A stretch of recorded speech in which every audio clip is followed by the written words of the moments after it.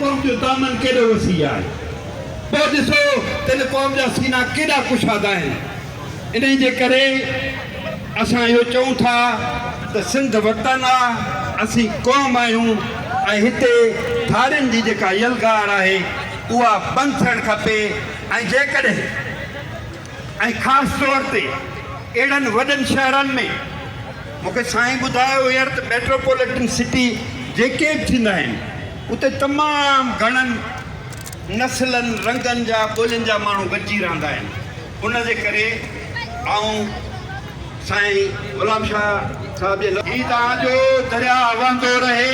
इन में का रुकावट न अचे उन करे पुरअमन तरीक़े सां मोहबत जे